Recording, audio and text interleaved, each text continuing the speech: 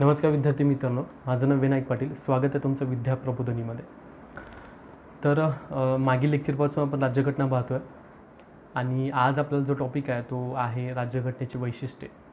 आणि राज्यघटनेची वैशिष्ट्य पाहत असताना आपल्याला त्याचं थोडंसं विस्तृत असा गोष्टी आपल्याला चर्चा पण करायची आहे त्याच्यावरती.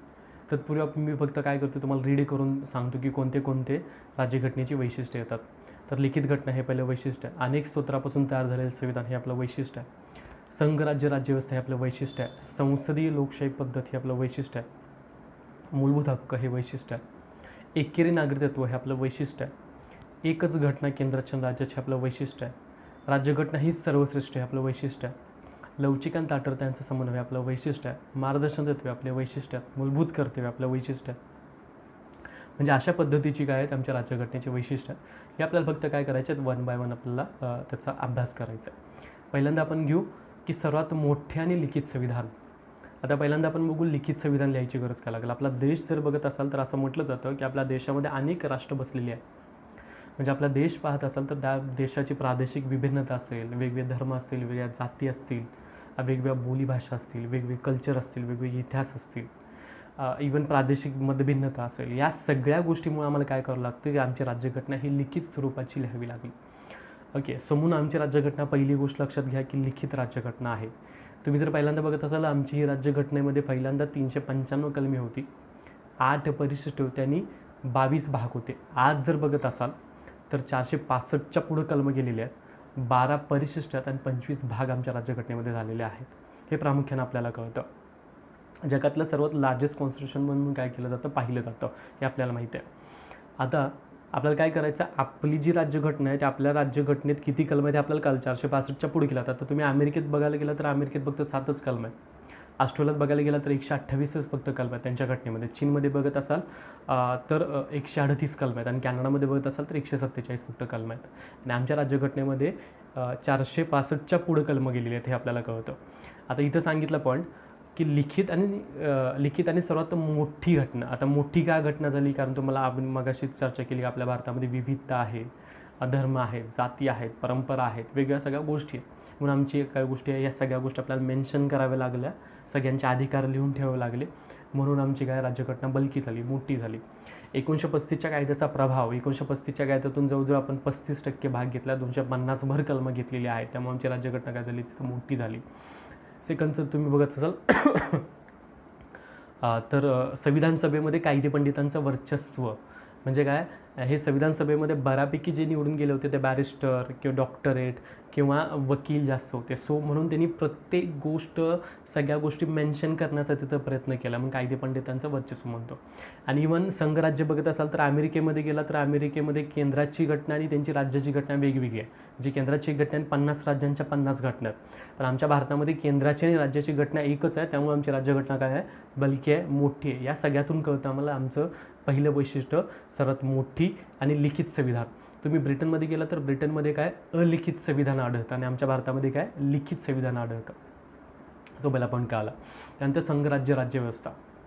आमच्या भारतामध्ये संघराज्य प्रणाली आपण स्वीकारलेली आहे. आता संघराज्य प्रणाली म्हणजे काय, संघराज्य प्रणालीमध्ये आपण काय करतो, 2 सरकार निर्माण करतो. एक राष्ट्रीय सरकार किंवा केंद्र सरकार किंवा त्याला संघ सरकार म्हणतो, आणि प्रांतीय लेवलला आपण प्रांत पण निर्माण करतो आणि त्याला राज्य सरकार पण आपण म्हणतो. सो 2 सरकार असतात, अधिकाराची विभागणी असते वगैरे. हे इथं काय असतं, संघराज्य असतं. ओके, म्हणजे आमची जी पद्धत आहे घटनेची ही संघराज्य पद्धतीची आहे. ओके, पण आर्टिकल 1 आमचं संविधान काय सांगतं, आर्टिकल 1 सांगतं इंडिया म्हणजेच भारत हा राज्यांचा संघ असेल. म्हणजे आमची संघराज्य पद्धत आहे, पण संघराज्य पद्धत असून देखील आम्ही काय केलं, राज्याचा संघ या शब्दाचा काय केला, डॉक्टर बाबासाहेब आंबेडकर किंवा या व्यक्तीने आपण काय केलं, संघराज्य असून देखील आम्ही काय केलं, राज्याचा संघ या शब्दाचा वापर केला. पण डॉक्टर बाबासाहेब आंबेडकरांनी सांगितलं की आपण राज्याचा संघ या शब्दाचा वापर का करतो आहे. कारण त्यांनी अशी 2 कारणे सांगितली की अमेरिकेप्रमाणे जी राज्य आहेत ते आम्ही असं करार करून एकत्र आलेलं नाही आहे, आणि अमेरिकेची जी स्टेट आहेत ते फुटून जाण्याचा त्यांना अधिकार आहे, पण आम्ही करार करून एकत्र आलेलं नाही आणि आम्हाला फुटून जाण्याचा अधिकार नाही आहे, जरी आमची संघराज्य पद्धत असली तरीही. म्हणून आम्ही संघराज्य या शब्दाचा वापर न करता राज्याचा संघ या शब्दाचा वापर केलेला आहे. पण आमची जर घटना बघत असाल तर ती संघराज्य स्वरूपाचीच आहे, पण काही गोष्टी आमच्या एकात्मक स्वरूपाच्या आहेत. म्हणजे तो संघराज्याला काय तो अपवाद येतो. मग ते अखिल भारतीय सेवा असतील, एकेरी आमची न्यायव्यवस्था असेल किंवा केंद्रशासित प्रदेश असेल, एकच घटना असेल, एकेरी नागरिकत्व असेल, म्हणजे ह्या जर बघत असाल तर दुहेरी सगळ्या गोष्टी संघराज्यामध्ये येतात. पण आमचं काय आहे, संघराज्य असून पण काय येतात एकात्मक, म्हणजे अनेक अशा एकात्मक गोष्टी आहेत, यातून आपल्याला कळतं. म्हणजे संघराज्य व्यवस्था हा आपल्याला पॉईंट कळाला. त्यानंतर सर्वात महत्त्वाचं बघत असाल तर एकेरी नागरिकत्व. ज्या ज्या देशामध्ये संघराज्य पद्धत असते त्या देशामध्ये काय केलं जातं, दुहेरी नागरिकत्व असतं. म्हणजे केंद्राचं नागरिकत्व पण असतं आणि राज्याचं पण त्यांना नागरिकत्व दिलं जातं. पण आमच्या भारतामध्ये संघराज्य पद्धत स्वीकार करूनही आम्ही काय केलं, एकेरी नागरिकत्वच आपण काय केलं, प्रत्येक व्यक्तीला दिलं. ते कुठलं दिलं, राष्ट्रीयत्वाचं नागरिकत्व दिलं. म्हणजे केंद्राचं आणि राज्याचं आपण नागरिकत्व वेगळं दिलेलं नाही, जरी संघराज्य व्यवस्था असली तर. हा पॉईंट पण आपल्याला क्लिअर झाला. त्यानंतर सर्वात महत्त्वाचा भाग म्हणजे फंडामेंटल राईट्स, ज्याला आपण मूलभूत अधिकार म्हणतोय. हे मूलभूत अधिकार राज्यघटनेच्या भाग 3 मध्ये मेन्शन केले गेलेले आहेत, 12 ते 35 मध्ये. म्हणजे आमच्या जनतेला काही जर अधिकार दिलेत राज्यघटनेनं, मग तो चालण्याचा, बोलण्याचा, लिहिण्याचा, संचार करण्याचा, जीवितेचा, कायद्यापुढे समानतेचा, म्हणजे अनेक अधिकार आमच्या देशाच्या नागरिकांना दिले. आणि विदेशी नागरिकांना पण काहीतरी अधिकार आमच्या भारतात मिळतात. हे मूलभूत अधिकार जर बघत असाल तर राज्यघटना प्रत्येक व्यक्तीला देते आणि हा अधिकार कोणीही राहून घेऊ शकत नाही. त्यांना कायदा करून घेऊ शकता येतं, ना कायदेमंडळ घेऊ शकतं, ना सरकार घेऊ शकतो, कोणीही घेऊ शकतं. त्याला आपण म्हणतो मूलभूत हक्क. जर मूलभूत हक्काचे विसंगत एखादा कायदा केला तर आपण काय करू शकतो, त्या कायद्याला घेऊन आपण कुठे जाऊ शकतो, न्यायव्यवस्थेत पण जाऊ शकतो. हे मूलभूत हक्क आमच्या राज्यघटनेच्या भाग 3 मध्ये मेन्शन केलेलं हे एक आमचं वैशिष्ट्य आहे. ओके. आणि हे तुम्हाला माहिती आहे, मूलभूत हक्क आपण कुठून घेतलं तर अमेरिकेकडून घेतलेलं हे पण आपल्याला कळतं. त्यानंतर मार्गदर्शन तत्त्वे. तुम्हाला माहिती आहे की संसदीय शासन प्रणालीमध्ये नवनोख्याचे सरकार असतं. म्हणजे सरकार जातं आणि त्याला कुठल्या पद्धतीने कारभार करायचा, कोणत्या पद्धतीनं कायदा करायचा हे त्याला बऱ्यापैकी गायडन्स नसतो, नवीन जे सरकार असतं. ओके. हां, पण आमची जी राज्यघटना असते, ही राज्यघटना काय करते, कशा पद्धतीनं कायदा केला पाहिजे, कोणत्या पद्धतीनं काम केलं पाहिजे, कोणत्या पद्धतीने समाजव्यवस्था निर्माण केली पाहिजे, राज्यघटना काय करते, त्यांना गायडन्स करते. त्यालाच आपण म्हणतो मार्गदर्शन तत्त्वे, त्यांना मार्गदर्शन दाखवते, त्याला म्हणतो मार्गदर्शन तत्त्वे. हे आमचं राज्यघटनेच्या भाग 4 मध्ये 36 ते 51 मध्ये काय केलं, मार्गदर्शन तत्त्वे मेन्शन केलेत. आणि ही मार्गदर्शन तत्त्वे आपण कुठून घेतल्यात, आयर्लंडकडून घेतलेले, हे पण आपल्याला कळालं. त्यानंतर मूलभूत कर्तव्य.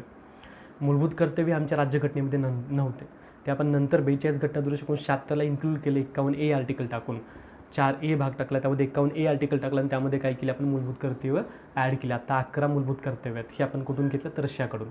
बघा, जनतेला काहीतरी अधिकार आहेत, हे मूलभूत हक्क आहेत. शासनाला, सरकारला काहीतरी गायडन्स करतात, त्याला मार्गदर्शन तत्त्वे म्हणतात. मग देशाच्या नागरिकांना काहीतरी देशाविषयी आपली कर्तव्य असलीच पाहिजेत. ही देशाच्या नागरिकांना घटना काहीतरी कर्तव्य सांगते, हे म्हणजे आपले काय, मूलभूत कर्तव्य.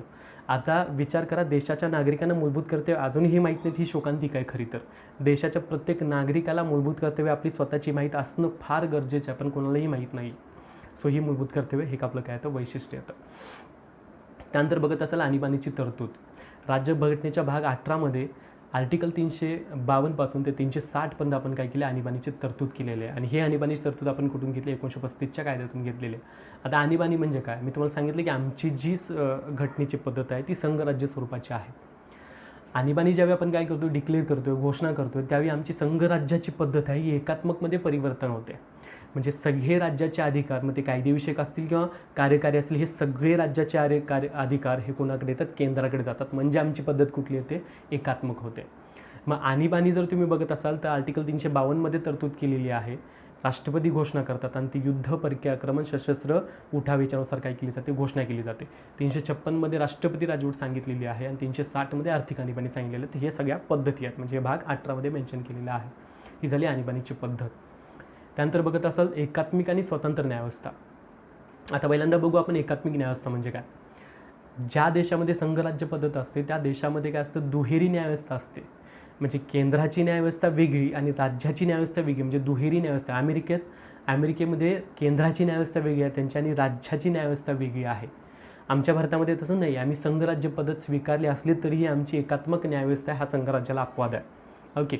म्हणजे केंद्राची न्यायव्यवस्था वेगळी आणि राज्याची न्यायव्यवस्था वेगळी असं आमचं नाही, एकच न्यायव्यवस्था, त्याला म्हणतो आपण एकात्मिक न्यायव्यवस्था, इंटिग्रेटेड ज्युडिशरी. स्वातंत्र्य न्यायव्यवस्था म्हणजे कार्यकारी मंडळ आणि कायदे मंडळापासून काय असली पाहिजे, न्यायव्यवस्था विभक्त असली पाहिजे, ह्यालाच आपण म्हणतो स्वातंत्र्य न्यायव्यवस्था. आमची न्यायव्यवस्था काय आहे की स्वातंत्र्य आहे. आर्टिकल 50 मध्ये काय केले, मार्गदर्शन तत्त्वाच्या मेन्शन केलं गेलेलं आहे. सो हे पण आपल्याला कळतं. ओके. म्हणजे ही पण आपल्याला पद्धत, हे पण आपल्याला वैशिष्ट्य कळालं. त्यानंतर बघत असाल तर धर्मनिरपेक्षता, ज्याला आपण सेक्युलर म्हणतो. आता हे थोडंसं विस्तृत आपल्याला इथं बघावं लागेल की आमची धर्मनिरपेक्षाची संकल्पना जर बघत असाल तर ती सकारात्मक आहे, पॉझिटिव्ह आहे. पण युरोपियन कंट्रीची बघत असाल तर ती नकारात्मक संकल्पना येते. म्हणजे काय, त्यांच्या धर्मसंस्थेचा आणि त्यांच्या राज्यसंस्थेचा काहीही संबंध नाही आहे. ते दोन्हीही काय ते विभक्त आहेत.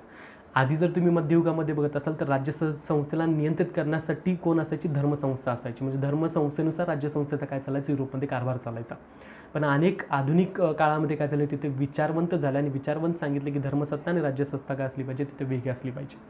म्हणून आत्ता जर बघत असाल तिथला धर्मसंस्थेचा आणि राज्यसंस्थेचा काडी मात्र संबंध नाही आहेत. म्हणून आपण त्याला म्हणतो की काय आहे, तर तिथं नकारात्मक संकल्पना आहे. पण आमच्या भारतामध्ये काय आहे, आमच्या इथं धर्मनिरपेक्ष पद्धती आहे, पण आमच्या इथं सकारात्मक पद्धत आहे. म्हणजे आमच्या राष्ट्राचा किंवा आमच्या देशाचा कोणता धर्म नाही आहे, आम्ही धर्मनिरपेक्ष, आमचा धर्मच कोणता नाही आहे. हां, पण धर्म मानत नाही असं नाही आहे. आम्ही एक धर्म कुठला नाही आहे, तर आम्ही सर्व धर्माला समान वागणूक देतो. म्हणजे आमच्या राष्ट्राचा ना कुठला हिंदू धर्म आहे, ना मुस्लिम आहे, ना सिख आहे, ना ईसाई आहे. आम्ही एका धर्माला मानत नाही, तर आम्ही सर्वच धर्माला पण समान वागणूक देतो आहे. ह्यालाच म्हणायची सकारात्मक संकल्पना. तुम्ही पाकिस्तानमध्ये गेला असेल तर पाकिस्तानचा मुस्लिम धर्म आहे, बांगलादेशमध्ये गेला तर त्यांचा मुस्लिम धर्म आहे. ओके, सो म्हणजे त्या राष्ट्रांचा काय तर धर्म आहे, पण आमच्या देशाचा कुठला धर्म नाही, पण सर्व धर्माला आम्ही समान वागून देतो. म्हणून याला म्हणलं जातं सर्व धर्म समभाव. ओके, म्हणजे आमची संकल्पना कुठली झाली, सकारात्मक संकल्पना झाली. मग युरोपियन कंट्रीमध्ये काय ते नकारात्मक संकल्पना येते आणि आमच्या इथे कुठली येते, सकारात्मक संकल्पना येते. तर प्रामुख्याने आपल्याला कळतं झाली सेक्युलरची कन्सेप्ट, धर्मनिरपेक्ष हे एक आमच्या राज्यघटनेचं काय येतं, वैशिष्ट्य येतं. त्यानंतर बघत असाल तर लवचिकता आणि ताठरता यांचा समन्वय. आता लवचिकता आणि ताठरता म्हणजे बघा काय, लवचिकता जर राज्यघटनेची आपण कुठून घेतली असेल तर ते ब्रिटनमधून घेतलेली आहे. आणि ताठरता जर तुम्ही बघत असाल तर आपण कुठून घेतली, अमेरिकेकडून घेतलेली आहे. म्हणजे अमेरिकेमध्ये जर कॉन्स्टिट्यूशनमध्ये जर बदल करायचा असेल तर फार मोठी त्यांची लाँग टर्मची प्रोसेस आहे. म्हणजे ते एक समिती नेमली जाते, ती ऑब्झर्वेशन करते, ते परीक्षण करते, मग बदल करा, मग ते अहवाल देते, मग त्या पद्धतीनं तिथं काय होतं, त्यांच्या कॉन्स्टिट्यूशनमध्ये काय होतं, बदल होतो. ओके, म्हणजे फार क्लिष्ट प्रक्रिया अमेरिकेमध्ये. म्हणजे ताठरता आम्ही तिथून घेतली आहे. आणि लवचिकता म्हणजे ब्रिटनमध्ये तुम्हाला माहिती आहे की तिथं सार्वभौम तिथली राज्यघटना नाही तर तिथली संसद आहे. म्हणजे लगेच ज्या पद्धती फ्लेक्झिबल पद्धतीने तिथं काय होऊ शकतो, लगेच बदल होऊ शकतो. म्हणून लवचिकता आपण तिथून घेतलेलं आहे. ह्या दोन्हीचा समन्वय आमच्या राज्यघटनेमध्ये साध्य केलेला आहे. म्हणजे लवचिकता आणि ताठरता यांचा समन्वय. म्हणजे काही गोष्टी आपण सिम्पल मेजॉरिटीनं लगेच आपण बदलू शकतो, पण काही गोष्टी आम्हाला बदल करण्यासाठी आम्हाला काय करावं लागतं, विशेष बहुमत आणि निम्म्या राज्यांची सहमती घ्यावी लागते. त्याशिवाय आम्हाला काय करता येत नाही आहे, तर संविधानामध्ये आपल्याला काय करता येतं, परिवर्तन करता येत नाही, बदल करता येत नाही. म्हणून आपण म्हणतो की लवचिकता आणि ताठरता यांचा समन्वय आमच्या राज्यघटनेमध्ये साध्य केलेला आहे. सो या पद्धतीनं आपण बघितले की आमच्या राज्यघटनेची वैशिष्ट्ये कोणती कोणती येतात. त्यानंतर भारतीय राज्यघटनेचे सोर्स कोणते आहेत, तर तुम्हाला माहिती आहे भारतीय राज्यघटनेचे सोर्स आपण बऱ्यापैकी 60 देशांच्याकडून आपण वेगवेगळ्या पद्धती स्वीकारलेली आहेत. मध्ये 1935चा कायदा असेल, अमेरिका असेल, कॅनडा असेल, दक्षिण आफ्रिका असेल, जपान असेल, फ्रान्स असेल, रशिया असेल, ऑस्ट्रेलिया असेल, ओके, आयर्लंड असेल. म्हणजे ह्या महत्त्वाच्या देशाकडून आपण गोष्टी स्वीकारल्या. म्हणून याला पॅचवर्क म्हटलं जातं, ठिगळांचं कार्य म्हटलं जातं. अनेक अशी ह्याला काय म्हणजे काही लोकांनी ह्याला काय केलं आहे, उपासात्मक काय केलं आहे, नावेही ठेवलेली आहेत, हे असं आपण बघितलं. सो हे पण त्याचं काय वैशिष्ट्य, अनेक स्रोतातून घेतलेली आमची घटना. आपण पुढच्या नेक्स्ट लेक्चरमध्ये बघतो की कुठून आपण काय घेतलं. आता एक वैशिष्ट्य येतं की एकच घटना. संघराज्य पद्धतीमध्ये बघत असाल तर संघराज्य पद्धतीमध्ये काय असतं, केंद्राची घटना वेगळी आणि राज्याची घटना वेगळी असते. पण आमची संघराज्य पद्धत असून देखील ही केंद्राची आणि राज्याची घटना एकच आहे. म्हणजे प्रत्येक राज्याची घटना वेगळी आणि केंद्राची घटना वेगळी असं नाही आहे, तर केंद्राची आणि राज्याची घटना आमची एकच आहे. हे आपल्याला प्रामुख्याने इथं समजावून घ्यावं लागेल. हां, जम्मू काश्मीरची वेगळी होती, पण आपण 317 आर्टिकल काढून टाकलं, त्यामुळे आज पूर्ण भारतामध्ये आमची काय एकच घटना आहे. हे काय संघराज्य पद्धतीला खतर अपवाद आहे आणि आपलं घटनेचं काय तर वैशिष्ट्य हे आपल्याला इथं प्रामुख्याने कळतं. ओके, म्हणजे बऱ्यापैकी आपण वैशिष्ट्य बघितली की राज्यघटनेची कोणती कोणती वैशिष्ट्ये. तर मग ताठरता आणि लवचिकतांचा समन्वय, एकच घटना, मूलभूत हक्क, मार्गदर्शन तत्त्वे, मूलभूत कर्तव्य, लिखित आणि मोठं संविधान, एकेरी नागरिकत्व, स्वातंत्र्य आणि न्यायव्यवस्था, ह्या सगळ्या गोष्टी आपल्याला कळाल्या की कोणत्या कोणत्या गोष्टी येतात. ओके, सो यातून आम्हाला कळतं की राज्यघटनेचे वैशिष्ट्य काय येतात आणि हे वैशिष्ट्य आपल्याला माहिती असणं फार गरजेचं आहे. आणि थोडंसं आपण कम्पेअर पण केलं अमेरिकेशी आणि थोडंसं ब्रिटनशी, त्यामुळे आपल्याला सगळ्या गोष्टी कळाल्या. So thank you everyone.